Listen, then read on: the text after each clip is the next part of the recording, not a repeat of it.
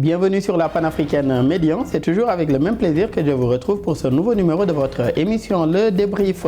Le 24 septembre dernier s'est ouvert à Washington la 79e session de l'Assemblée générale des Nations unies, dont les travaux se sont poursuivis jusqu'au 30 septembre dernier. Le thème du débat général de cette 79e édition a été « Ne laisser personne de côté, agir ensemble pour la paix, le développement durable et la dignité humaine des générations présentes et futures ». L'occasion a été saisie par les différents dirigeants africains pour appeler à un multilatéralisme plus équitable.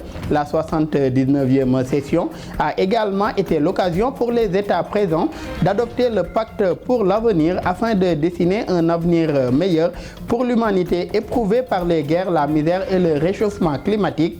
Quels enjeux de cette 79e session de l'Organisation des Nations Unies? Quelle place du continent africain dans un multilatéralisme plus équitable? Le développement en première partie d'émission. Et puis en seconde partie du débrief, nous irons au Soudan où depuis 18 mois persiste une crise sécuritaire, institutionnelle et humanitaire. Cela fait suite aux affrontements notés dans le pays depuis le 15 avril 2023 entre les forces armées soudanaises du général Abdel Fattah al-Burhan et les forces de soutien rapide du général Mohamed Hamdan Daglo, dit Hemeti, ce qui a plongé le pays dans une crise sans précédent avec près de 6 millions de déplacés à l'intérieur du Soudan, des centaines de milliers de morts, une crise de la faim et de graves violations des droits humains. Quelles conséquences sur les civils de la guerre au Soudan?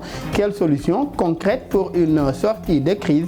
Le développement en seconde et dernière partie d'émission. Pour en parler, nous sommes avec nos invités. Monsieur Pape Ousmane Thiaw, vous êtes analyste défense et sécurité, également doctorant en sciences politiques. Merci d'avoir répondu une nouvelle fois à notre invitation. C'est moi qui vous remercie. Merci également à votre co-débatteur, M. Joël Nathan Ombago. Merci également, Nathan, d'être là à nouveau avec nous. Merci à vous encore. Et je reste d'ailleurs avec vous. Quelle lecture, Nathan, est-ce que vous faites de cette 79e session de l'Assemblée générale des Nations unies? Alors, quelle lecture je fais? Déjà, de première vue, la première chose quand même appréciable, c'est qu'on a remarqué que nos différents chefs d'État ont pu prendre la parole d'une manière plus responsable, je veux dire. On a le cas du président Diomaye Faye, mais aussi du vice-président nigérien qui a pris la place du président, qui ont assumé clairement leurs propos et qui ont demandé de manière claire. On a le cas du Nigeria qui a demandé à ce que l'Afrique ait une place plus permanente au Conseil de sécurité de l'ONU. Le président Diomaye qui pouvait rappeler que nous devons penser à des échanges plus équitables. Et donc c'est déjà louable de voir que nos chefs d'État ont pu manifester leur volonté de manière plus responsable, mais aussi dire que déjà penser à l'Afrique en termes de continent uni, c'est quelque chose d'important. Et on peut voir que cette session-là est une session qui montre que l'Afrique a un niveau de maturité. Aujourd'hui, l'Afrique peut réclamer sa place dans le concert des nations. Et par rapport à ce niveau de maturité, vous l'avez rappelé tout à l'heure, la plupart de ces dirigeants à la tribune des Nations Unies ont appelé à une refonte aujourd'hui de la gouvernance mondiale, un multilatéralisme également plus équitable, une place également ou bien 2 places de siège permanent au Conseil de sécurité avec droit de veto. Quelle lecture vous faites aujourd'hui de ces différentes revendications des pays africains? Alors, la première chose que l'on peut dire, c'est que l'Afrique a le droit de demander cela. Maintenant, c'est surtout dans les faits. Par exemple, en ce qui concerne la place et le droit de veto au Conseil, au Conseil de sécurité, il y a une difficulté, et c'est que est-ce que l'Afrique a déjà montré, par contre, cette maturité-là dans la gestion de ses conflits internes? On a le cas du Sahel, on a le cas du Soudan aujourd'hui, on a le cas du Nord Kivu aujourd'hui. Est-ce que l'Afrique, en termes d'institutions, on va dire les institutions africaines, ont montré déjà une certaine maturité dans la gestion des conflits internes que nous vivons dans le continent? Parce que pour avoir une place au Conseil de sécurité de l'ONU de manière permanente et un droit de veto, il faut déjà avoir montré une certaine maturité dans la gestion. Il faut rappeler également que les 5 détenteurs de ces droits de veto n'avaient pas été assujettis, en tout cas aux critères que vous dites. C'était plutôt en tout cas les vainqueurs de la guerre, de la Seconde Guerre mondiale. Si l'on sait aujourd'hui que les guerres ou bien la plupart des conflits, en tout cas que l'on retrouve à travers le monde, ceux qui les supportent, ce sont ces pays africains-là. Il est également loisible que ces pays puissent demander un siège ou bien des sièges permanents et un droit de veto. Oui, tout à fait. C'est un droit naturel même, on va dire, que l'Afrique puisse demander cette place-là ou ces places-là. C'est vraiment naturel, mais après, il faudrait être capable d'accompagner cette revendication-là. Et Pape Ousmane, le président mauritanien, également président en exercice de l'Union africaine, le chef de l'État sénégalais, il l'a rappelé tout à l'heure, Kenya, Sud-Africains, ont tous, en tout cas tour à tour, au niveau de la tribune des Nations Unies, appelé à une réforme de ce Conseil de sécurité-là. Les États-Unis aujourd'hui, qui s'y opposaient depuis des années, ont marqué leur accord, mais sans droit de veto. Quelle pertinence aujourd'hui de siège permanent au Conseil de sécurité sans droit de veto, si l'on sait surtout que ces pays africains disposent déjà de sièges non permanents? Alors, nous avons suivi avec beaucoup d'attention la 79e session de l'Assemblée générale des Nations Unies et nous avons constaté une chose, mon collaborateur l'a évoqué tout à l'heure, c'est-à-dire que les langues se délient. Les positions des dirigeants africains sont des positions de plus en plus assumées face à l'urgence de réformer une organisation comme l'ONU, notamment le Conseil de sécurité. Mais ceci est à inscrire dans un cadre plus large, notamment les bouleversements géopolitiques en cours actuellement dans le monde. On est passé d'un monde unipolaire à un monde qui se multipolarise de plus en plus. Et avec l'émergence des BRICS, les dirigeants, je dirais même pas africains, mais les dirigeants du Sud de manière globale, ont des alternatives à l'ONU. C'est pour cela que face à l'Assemblée générale des Nations Unies, ce sont des dirigeants qui sont en mesure d'exiger, parce que les discours que l'on a vus, que l'on a entendus de part et d'autre, ce n'était plus de la revendication, mais c'est le fait d'exiger non seulement une réforme profonde de l'ONU, mais également une réforme profonde du Conseil de sécurité qui est l'organe le plus important du dispositif onusien. Maintenant, le fait que les États-Unis proposent le fait qu'il y ait des sièges permanents à au Conseil de sécurité, mais que ces sièges ne découlent pas sur le droit de veto, ce n'est pas du tout pertinent, parce que quand on parle de Conseil de sécurité, l'élément le plus important, c'est la capacité pour un État de s'opposer aux décisions qui y sont prises. Donc si le Conseil de sécurité s'ouvre aux pays africains et que ces pays africains n'ont pas la possibilité d'avoir le droit de veto, ils vont devenir juste des spectateurs. Ils vont juste délibérer, ils vont participer aux délibérations, mais n'auront pas de capacité d'influence qu'ils réclament. Et justement, par rapport au siège de l'Afrique ou au siège de l'Afrique au Conseil de sécurité de l'ONU, il y a débat. Parce qu'il y a quels sont les pays africains qui vont être représentés au niveau de ce Conseil? Les critères même pour la désignation. Et même les critères de désignation. Certains disent qu'on va donner la primauté à certains États comme l'Égypte, l'Afrique du Sud et d'autres pays peut-être comme le Maroc. Mais d'autres voix également s'élèvent pour dire qu'il serait peut-être envisageable de donner ce siège à une organisation, comme l'Union africaine par exemple. C'est-à-dire que ce soit un concert d'États qui représente l'Afrique au siège de l'Afrique. Avec la reconnaissance aujourd'hui d'un siège permanent de l'Afrique au niveau du G20, siège occupé par l'Union africaine. Absolument, c'est ce modèle qui a été proposé.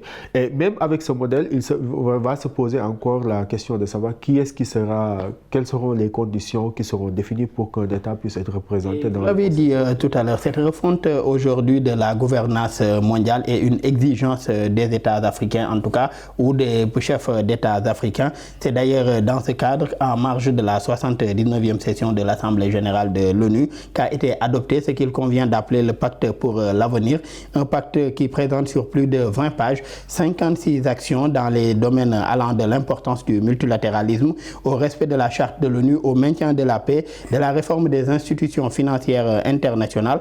Le document prend également en compte la réforme du Conseil de sécurité de l'ONU, le changement climatique, le désarmement et le développement de l'intelligence artificielle. Que vous inspire ce pacte pour l'avenir? Alors, les points que vous venez d'évoquer, ce sont des points qui s'inscrivent, comme je l'ai dit tout à l'heure, dans le contexte géopolitique international global. Parce qu'actuellement, si on regarde bien ce qui s'est passé lors de cette Assemblée générale, on constate que l'Organisation des Nations Unies, et quand je parle d'Organisation des Nations Unies, je parle en priorité des États-Unis, parce que c'est le principal pays qui décide au niveau de cette institution, tente de proposer une alternative par rapport à ce qu'est en train de proposer des pays comme les BRICS actuellement. Parce que n'oublions pas qu'il y a une certaine concurrence qui est en train de se mettre en place sur la scène internationale entre l'organisation des BRICS qui propose actuellement une banque, une banque qui sera concurrente à la Banque mondiale et au FMI, qui propose actuellement de nouvelles formes de partenariat, de nouvelles formes de collaboration aux pays du Sud. Et ça, l'Organisation des Nations Unies en est conscient, les pays occidentaux en sont conscients et cherchent par différents moyens à proposer un nouvel agenda de collaboration aux pays du Sud qui, à un moment donné, leur permettront d'adhérer à un nouveau référentiel de partenariat. Et je rappelle que ce pacte pour l'avenir également, la Russie en tout cas n'était pas partant mais n'a pas bloqué son adoption. La Russie ainsi que d'autres pays des BRICS en tout cas n'étaient pas d'accord par rapport à ce pacte tel que proposé mais n'ont pas bloqué son adoption. Et j'en viens à vous Nathan, la plupart de ces opérations de maintien de la paix se déroulent sur le continent africain. Je veux bien sûr parler des opérations de maintien de la paix de l'ONU et l'Afrique également fournit 40% des troupes de maintien de la paix pour ces opérations. Est-ce qu'il n'est pas donc temps pour que les pays africains soient aujourd'hui représentés au niveau de ces États-là, garants de la sécurité mondiale? Alors, l'Afrique est bien placée, on va dire, elle est très bien placée parce que déjà, nous vivons les situations de conflit et aussi nous sommes au cœur du règlement de ces conflits-là. Donc, dans cette optique-là, l'Afrique a bel et bien son rôle à jouer. Mais j'ai envie d'aller un peu plus loin dans l'analyse. La question que l'on doit se poser, c'est aussi est-ce que déjà par la gestion des 5 grands qui siègent au Conseil de sécurité permanent, on n'a pas déjà vu tellement de limites. On a le cas qui a commencé en Irak. Depuis l'Irak, depuis aujourd'hui, on est maintenant avec la guerre de l'Ukraine, la guerre en Palestine. Avec le droit de veto de la France qui n'avait pas empêché les États-Unis d'attaquer l'Irak. L'Irak, finalement, on peut voir qu'il y a clairement eu des limites dans la gestion de ces conflits internationaux et dans le maintien de la paix. Maintenant qu'en Afrique, on va dire que les troupes africaines, les États africains se battent très bien contre le terrorisme dans le Sahel et tout ça. On voit même aujourd'hui que la CEDEAO se bat très bien contre la montée de ce terrorisme-là. Donc aujourd'hui, on peut dire que l'Afrique, évidemment, a le droit et a sa place dans ce Conseil de sécurité-là et peut proposer d'autres alternatives. Et par rapport à ces alternatives, et au vu de ce que vous venez de soulever par rapport à ces manquements, si on peut les appeler ainsi, par rapport à la gestion de certaines situations que ce monde-là a connues, est-ce que également cela n'appelle pas à une réforme aujourd'hui même de la sécurité mondiale au vu de la situation actuelle ou des situations traversées à travers le monde? Pas seulement une réforme, parce qu'une réforme, on peut réformer les lois, et après, dans les faits, ça ne change pas grand-chose. On a la charte aujourd'hui de l'ONU, mais qui n'est pas respectée. Quand un grand décide de faire, on l'a vu, les États-Unis l'ont fait, ils ont attaqué l'Irak alors qu'il y avait le veto de la France. Donc, on peut refaire les lois, mais il faut une certaine volonté des puissances. Donc aujourd'hui, est-ce que l'Afrique peut se positionner comme une puissance, d'accord, pour aussi faire blocage dans ce genre de situation, mais surtout montrer sa capacité à influencer naturellement le cours des choses et le cours des décisions, surtout pour le maintien de la paix. Et dans cette capacité à influencer les décisions, Pape Ousmane, comment aujourd'hui les États africains pourraient travailler en tout cas d'une seule voix pour obtenir déjà les États-Unis et d'autres pays sont partants pour les sièges permanents mais sans droit de veto? Comment peuvent-ils travailler pour l'obtention de ce siège avec droit de veto? Alors, quand tu parles de travailler d'intelligence entre différents pays africains. Ou à travers l'institution panafricaine, l'institution africaine également. L'institution africaine, là, se pose la question de l'efficacité des organisations sous-régionales et intra-africaines. Il est parfois difficile pour les États de se regrouper au niveau d'organisations sous-régionales et de travailler ensemble de manière efficiente pour obtenir des résultats probants. On le voit dans le cas des nombreux coups d'État qui ont eu lieu en Afrique de l'Ouest.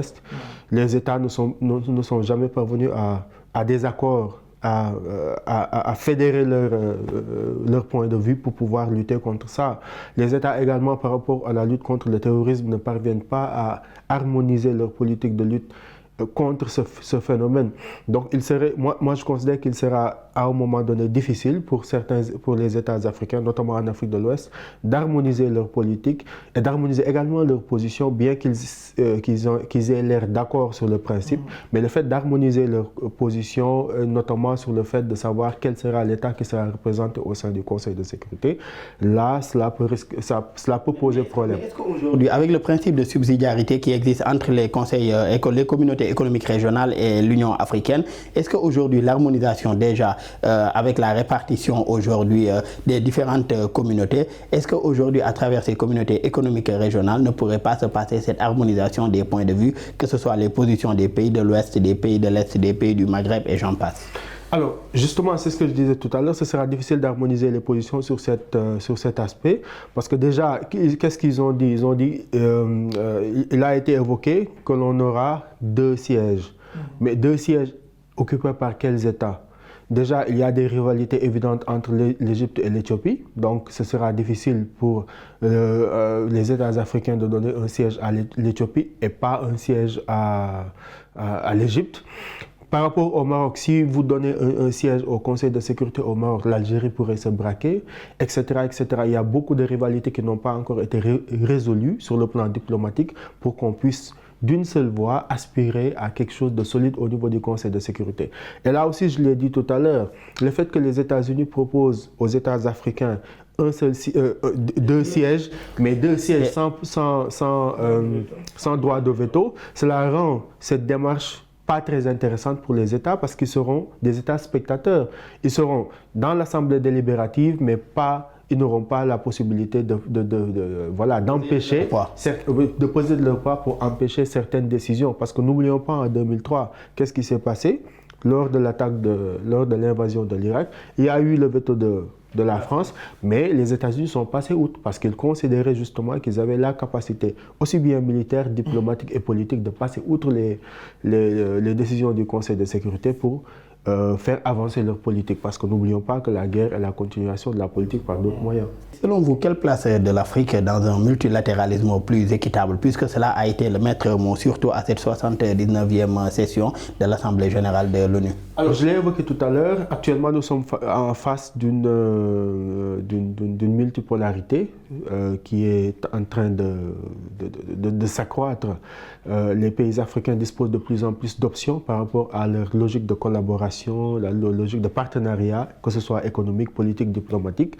Et les pays qui constituent le BRICS représentent une alternative plus ou moins fiable par rapport à certains domaines, notamment sécuritaires, économiques, etc.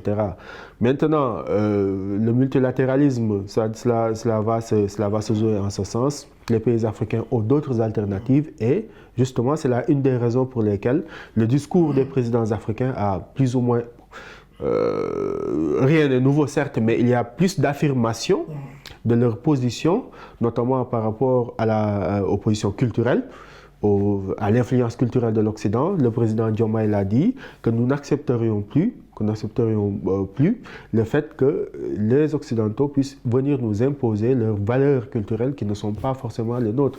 Ça, il y a quelques années, c'était difficile à dire pour certains dirigeants africains, mais là, on se rend compte que beaucoup de dirigeants prennent leur courage à deux mains et affirment la singularité des populations africaines par rapport à ces dossiers.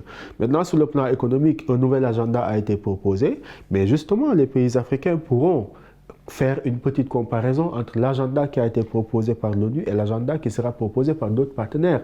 Et en ce sens, justement, des choix éclairés pourront être faits. Ces pays africains essaieront de voir comment tirer leur épingle du jeu. Et nous en sommes à la première partie de l'émission Le Débrief. En seconde partie, nous parlerons du Soudan et la crise qui s'y passe depuis plus de 18 mois. C'est tout de suite.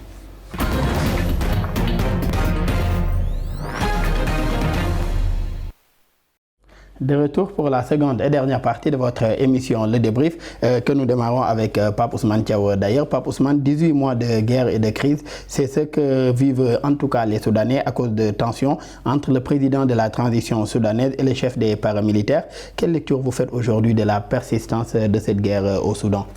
Alors, à l'instar du conflit que l'on observe au Yémen, la crise au Soudan fait partie des plus grandes crises humanitaire actuellement parce qu'on est à plus de 14 000 morts et plus de 10 millions de déplacés. Pour un pays comme le Soudan, c'est énorme. Pour un continent comme l'Afrique, c'est encore plus désolant au vu de la situation sécuritaire dans la zone. Actuellement, le Darfour, dont le conflit avait été présumé refroidi, pas réglé mais refroidi, est en train actuellement de vivre un drame humanitaire qu'il faudrait de toute urgence trouver une solution. Maintenant, les deux dirigeants qui sont à l'origine de ce conflit, les deux généraux, ne parviennent toujours pas à trouver un terrain d'entente. Et pour des dirigeants qui ont eu à collaborer pour renverser le président Bachar al-Assad, c'est tout à fait dommage que l'on puisse se rendre compte que pour des intérêts qui sont totalement divergents, qu'ils ne parviennent pas à trouver de consensus pour au moins un cessez-le-feu. Maintenant, qu'est-ce qu'il faudrait faire pour la communauté internationale? C'est d'abord de régler, d'essayer de régler la situation humanitaire actuellement qui est très alarmante, mais également de chercher à limiter les capacités des belligérants. Parce qu'une guerre, pour qu'elle cesse, il n'y a pas 36 000 solutions. Le simple fait de mettre un embargo sur les armes, la livraison des armes, pourrait servir à ralentir au moins le nombre de victimes. Cela d'ailleurs fait partie des propositions des Nations Unies aujourd'hui pour limiter les dégâts de cette guerre. Il y a eu des propositions de la part des Nations Unies, il y a eu des propositions de la part de l'UA qui, bizarrement, est très peu actif par rapport à ce conflit. Mais quand même, nous reviendrons tout à l'heure sur la posture de l'UA. Exactement, mais quand même, les solutions existent. Le fait de diminuer les capacités des belligérants, ça c'est fondamental. Le fait de régler la situation humanitaire.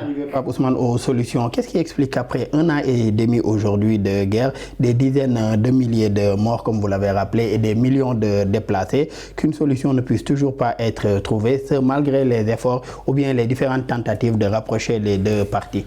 Alors, d'abord, c'est une guerre civile qui a éclaté entre deux belligérants, deux collaborateurs à la base. Donc, une guerre civile qui s'est par la suite internationalisée parce que la guerre, à un moment donné, a intéressé d'autres, je ne dirais pas partenaires, mais d'autres acteurs internationaux, notamment l'Arabie Saoudite, l'Égypte, la Russie et certains pays occidentaux qui y voient, qui ont des intérêts au Soudan.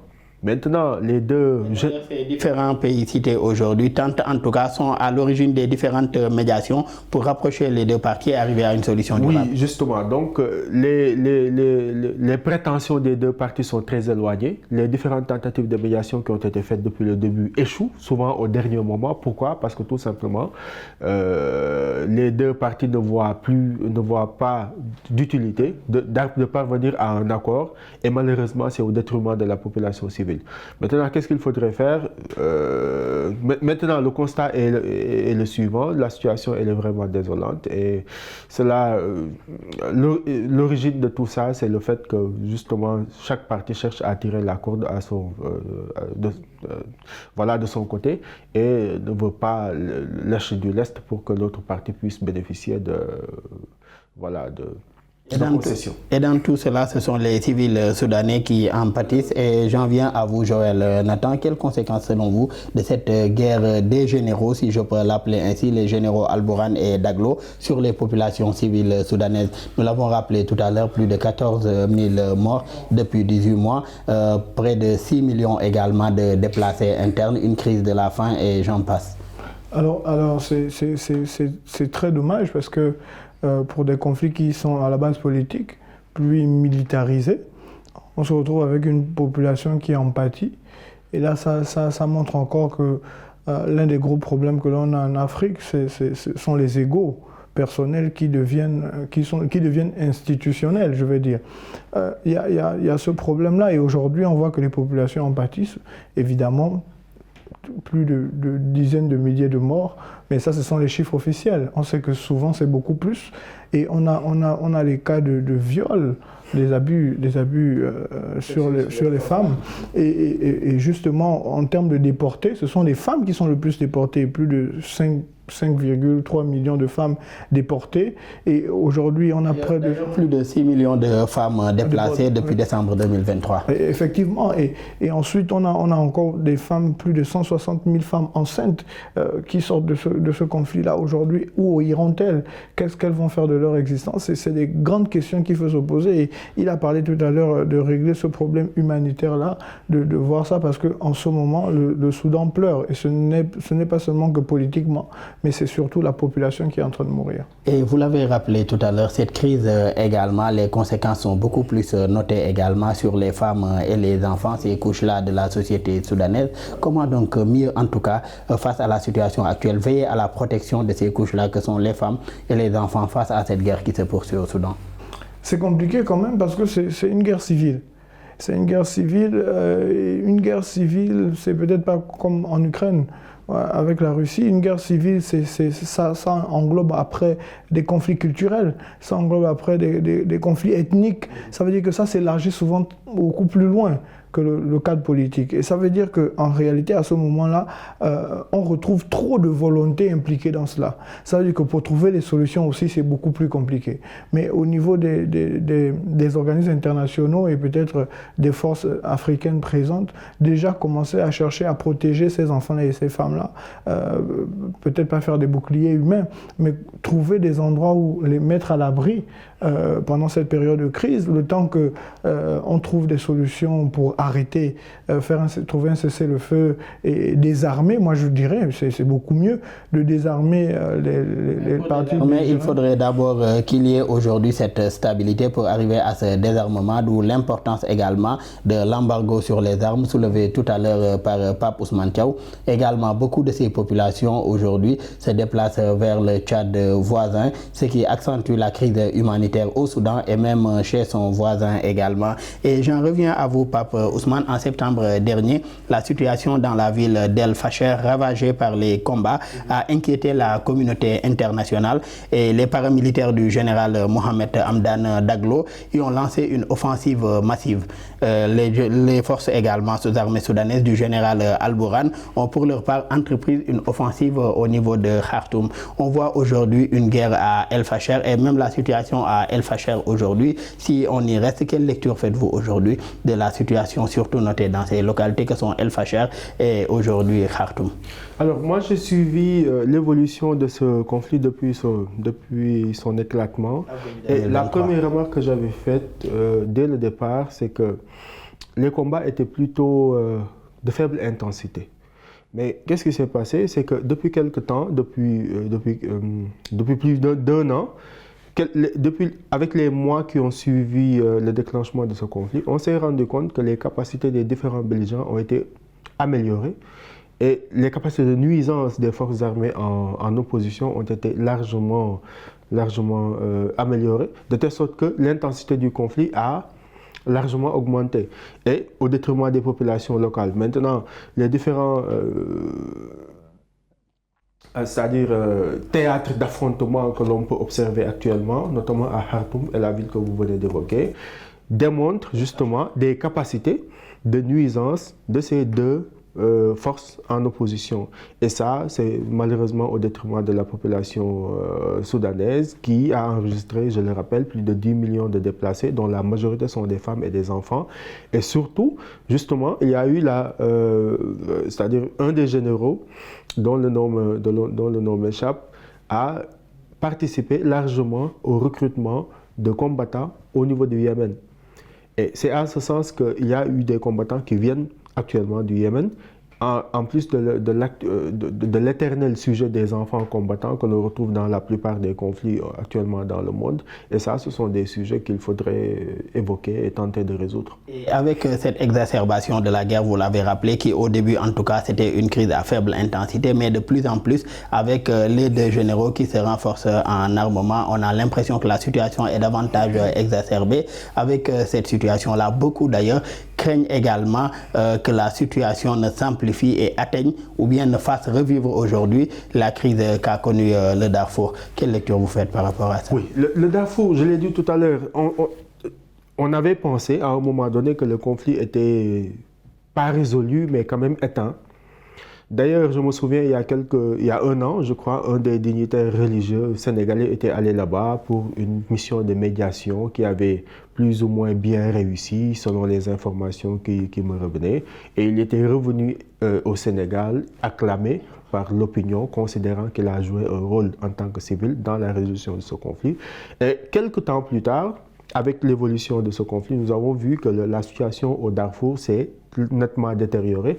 Une zone qui a non seulement connu une guerre de très haute intensité qui a détruit la plupart de ses installations civiles. Il n'y a plus, si vous allez au Darfour actuellement, vous n'y trouverez plus d'infrastructures civiles de base. La situation humanitaire là-bas fait partie des situations humanitaires les plus difficiles dans le monde, à l'instar du Yémen. Donc le Darfour replonge dans ses anciens démons. Malheureusement, la communauté internationale ne semble pas totalement déterminée à mettre fin à ce qui est en train de se passer là-bas, notamment sur le plan humanitaire. J'insiste dessus parce que 14 000 morts pour un an ou un an et demi de guerre, c'est un chiffre qui n'est pas extrêmement élevé, mais quand même, la situation humanitaire, avec notamment le nombre de déplacés, la famine, parce que n'oublions pas que... Le pays traverse actuellement une crise de la faim. Une crise de la faim, et c'est un pays désertique également. Ce n'est pas un pays qui a des capacités agricoles énormes, comme cela peut être le cas d'autres pays africains. Donc c'est un pays désertique qui n'a pas de ressources agricoles appréciables, qui est un pays pétrolier certes, mais qui a toujours été en insécurité alimentaire. Avec cette situation de guerre, la situation au niveau humanitaire n'est pas des meilleures. Et Joël, quel rôle pourrait jouer aujourd'hui l'Union africaine pour une sortie de crise? Je veux bien sûr parler de l'instance continentale par rapport à ce qui se passe au Soudan. L'Union africaine, là, ça rejoint la question qu'on s'est posée dans la première partie d'émission.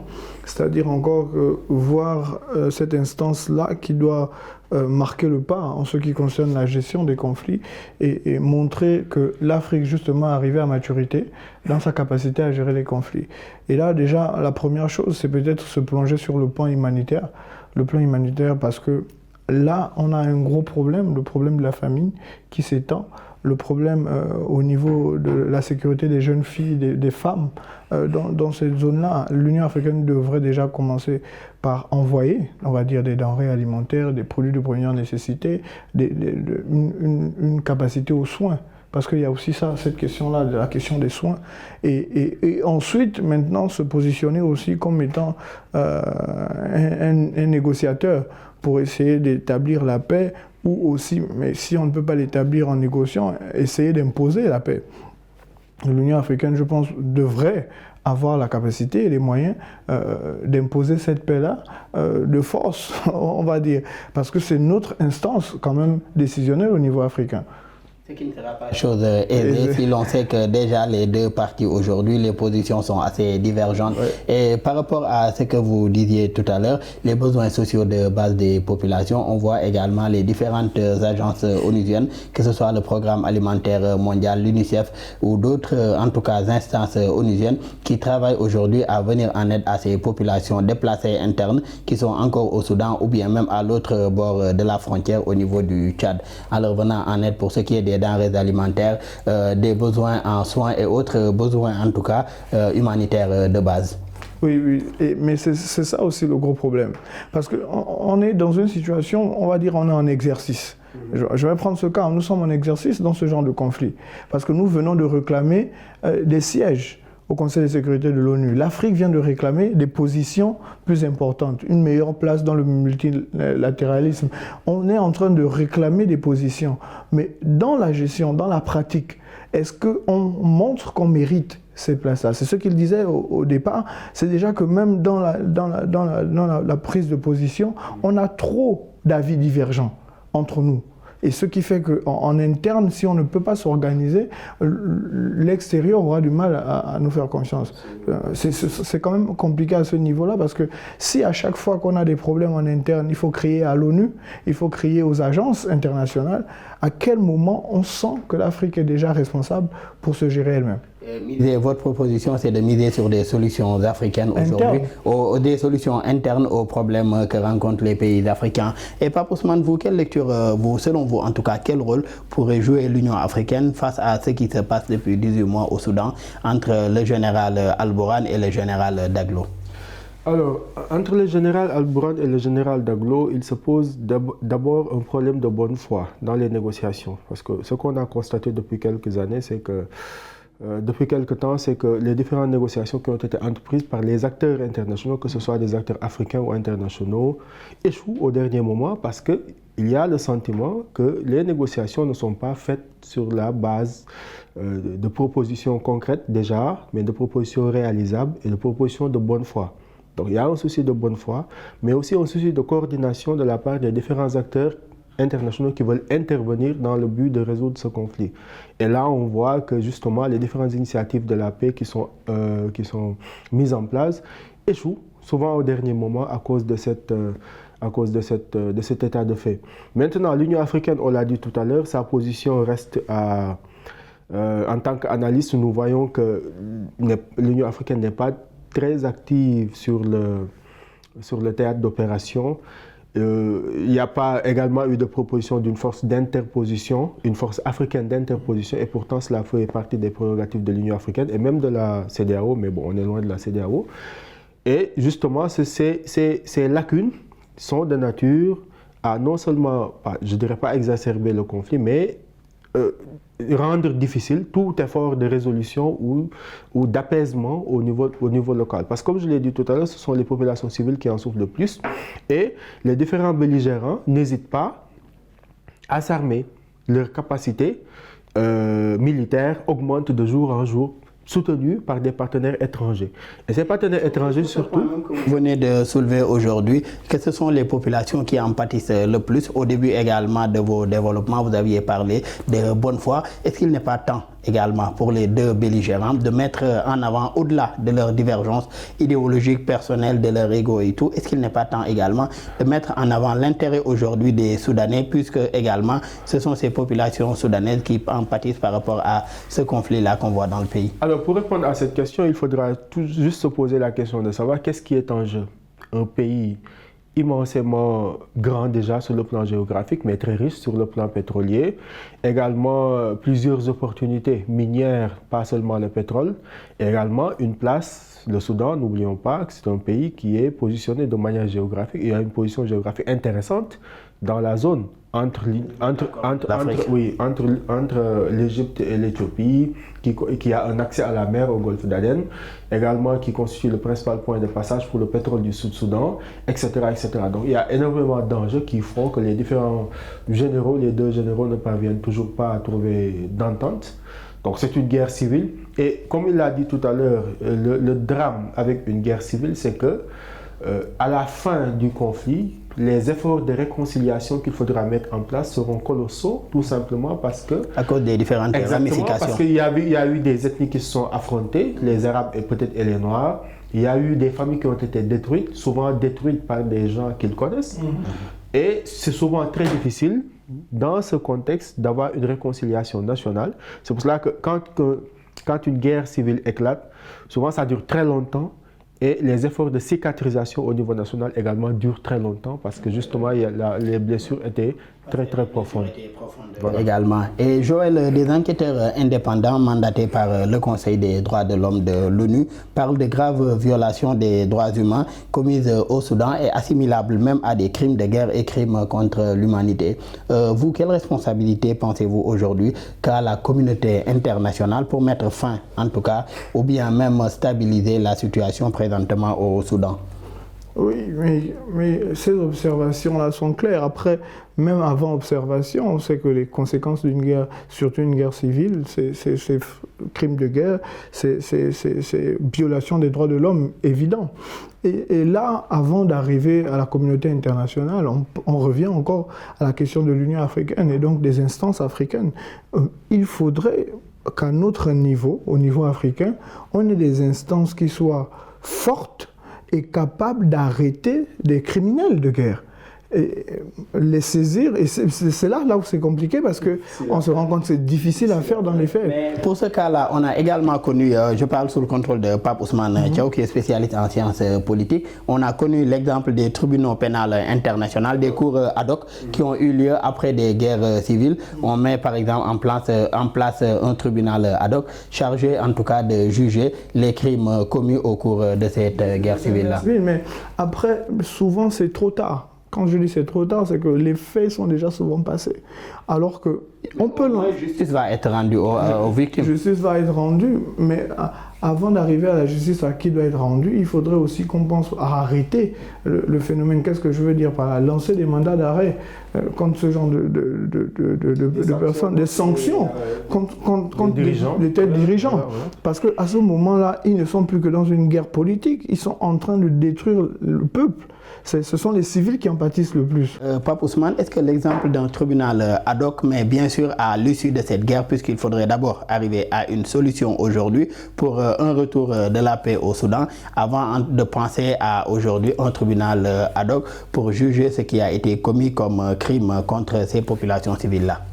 Alors, avant de parler de tribunal ad hoc, moi, j'ai en tête plusieurs solutions qui pourraient permettre d'abord d'arrêter ce conflit. Lesquelles, par exemple? Parce qu'à chaque fois qu'il y a un conflit, les principaux belligérants, surtout si ce sont des dirigeants qui disposent d'intérêts étrangers, il y a des mécanismes qui peuvent être activés sur le plan économique pour justement imposer des sanctions à ces dirigeants. L'objectif, ce n'est pas forcément de les sanctionner, mais c'est de réduire leur capacité à mobiliser des ressources allant dans le sens de financer cette guerre. Et si je ne me trompe, un des généraux dispose d'intérêts en Égypte. Donc l'Égypte pourrait jouer un rôle prépondérant dans la résolution de ce conflit en activant ce levier. Maintenant, pour l'instauration de tribunaux ad hoc, cela fait l'objet de débats au sein de la communauté scientifique africaine. Pourquoi? Parce qu'on se rend compte que justement, c'est à chaque fois à l'issue de conflits intra-africains, on assiste à l'instauration de tribunaux pénaux internationaux, mais de manière ad hoc pour juger ces crimes de guerre. Ce fut le cas avec le Rwanda. Il y a également récemment le jugement du dirigeant Hissène Habré ici au Sénégal. Mais on se rend compte toujours que ces cours sont instaurés mais financés depuis l'extérieur. Et ça pose problème. Il faudrait que l'on... L'intérêt de réfléchir, comme nous l'avons dit tout au long de cette émission, l'intérêt de réfléchir à des solutions africaines aux maux ou problèmes, en tout cas, que rencontre le continent africain. Nous en sommes malheureusement à la fin de cette émission. Je rappelle que nous recevions M. Pape Ousmane Thiaw, doctorant en sciences politiques, également analyste défense et sécurité. Merci encore d'avoir été avec nous. C'est moi qui vous remercie. Merci également à Joël Nathan Ombago, analyste politique. Ce fut également un plaisir d'avoir partagé le plateau avec vous. Merci encore à vous pour l'invitation. Merci aux collègues de l'équipe technique pour les facilitations et pour la réalisation de cette émission. Merci à vous tous qui nous suivez et très bonne suite de programmes sur nos antennes.